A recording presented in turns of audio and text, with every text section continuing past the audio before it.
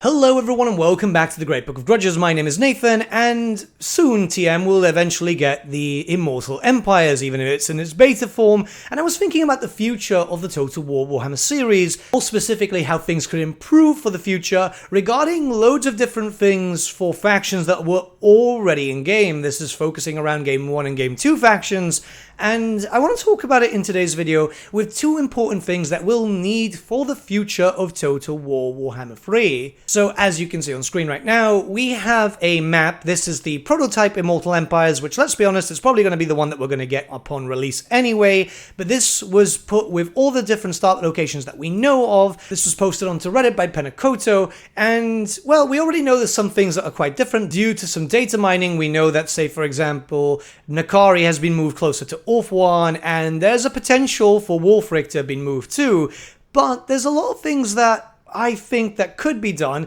at least in the future, not so much on release, but as things start progressing to make things a lot more fun and just change a few things around. So let's get started, but for that we need to go to a normal map without any other icons on it. So the first point of this video would be, well, movement of characters. There's a few legendary lords already in the game series in Warhammer 1, Warhammer 2, which could benefit from being moved just to have a bit more flavor, or just a better start position in general. The first one that comes to mind would be Tretch Craventail, who, let's be honest, we've all been asking to start in Crookback Mountain. He's starting off there, or at least close to there, when it comes to the Realms of Chaos campaign, so it would be nice if he got moved. That's mainly because, well, it's his lore-friendly start position, and the Dark Elf start is a little boring, especially after, what, like a few years playing in that same location? Lokia Fellheart would be a great character to move. Now, this is something that I want to talk about. It's not just at the start, this is maybe for the future. So say if we do get a DLC revolving Ind,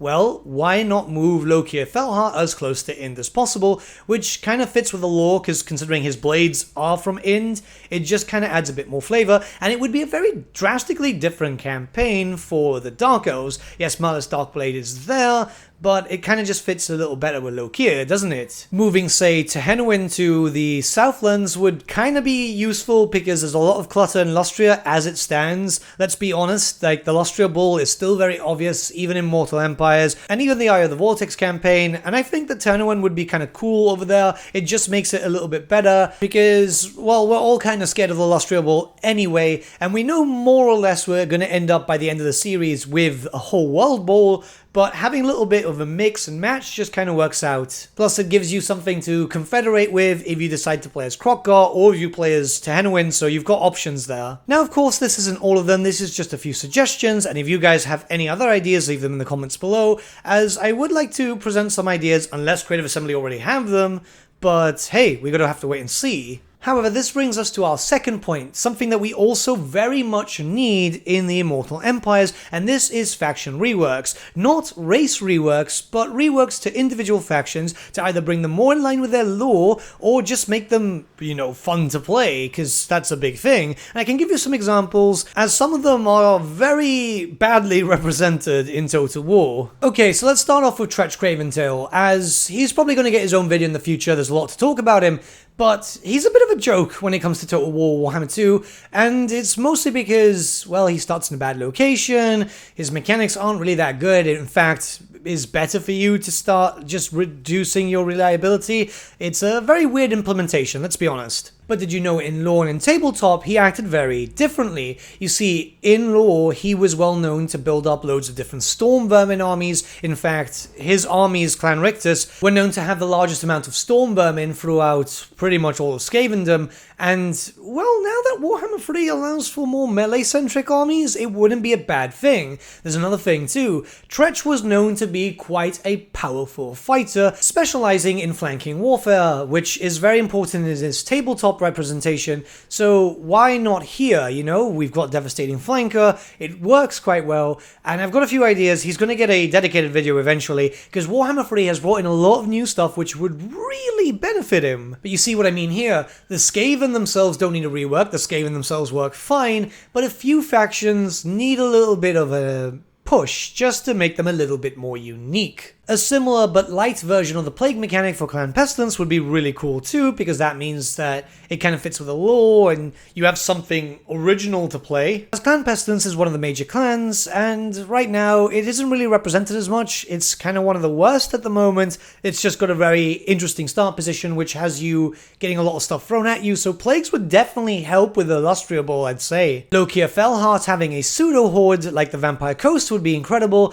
as that would give you a completely different playstyle. It would allow you to move around a lot and just have a bit more fun. Stuff like that is just very simple and just kind of cool to do. It doesn't have to be completely unique. Sometimes it could just be just taking from other DLCs or other factions and having a little bit of a change here and there, but it brings so much more depth to certain characters. I've said this once and I'll say it as many times as I need to until Creative Assembly listen, but Morathi would be awesome if she got a little bit of a rework just to bring her into a more Cult of Pleasure style. You know, bring her more into the original Cult of Excess idea from the Storm of Chaos, and it would be a very drastically different campaign. So if you want to play a Dark Elf and then you have all these Dark Elves being a little bit different, such as the Lokia thing, such as Morathi would be probably the biggest change.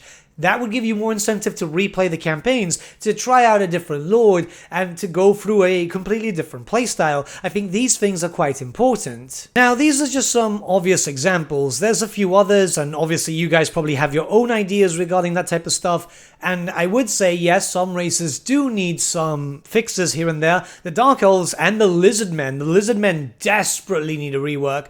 But this is stuff that I would think would come after or in minor patches. So the big stuff would come with, say, for example, Lizardmen versus Chaos DLC or whatever. But maybe in a smaller DLC where a rework is not really needed for the specific races that are part of that, well, you know, then you could get a rework for, say, one of the legendary lords. I think this system would work out really, really well because we're expecting it. You know, we've been told that this game is going to be supported for many, many years. There's a few factions here and there that desperately do need some help. Now, yeah, this is taking into account that it wouldn't be quick, and we shouldn't expect this at the launch or even the beta launch of Immortal Empires. I think this should be something that they do going forward for the years, and it shouldn't take precedence over DLC because, you know, we're expecting Chaos Dwarfs and other stuff. But, you know, there comes a point where a lot of older FLC and a lot of older Legendary Lords from DLC or even base games just aren't that fun. And we're seeing a massive push when it comes to Warhammer 3. You know, all the Legendary Lords are pretty cool. They've all got their stylized mechanics and so on. It works out really, really well.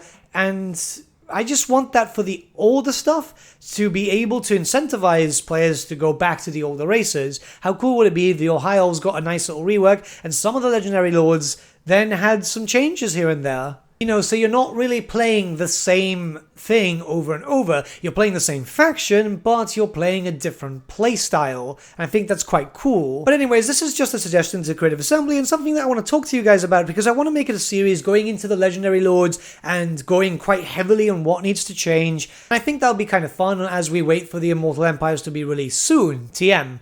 But let me know what you guys think in the comments below and let's start a bit of a discussion.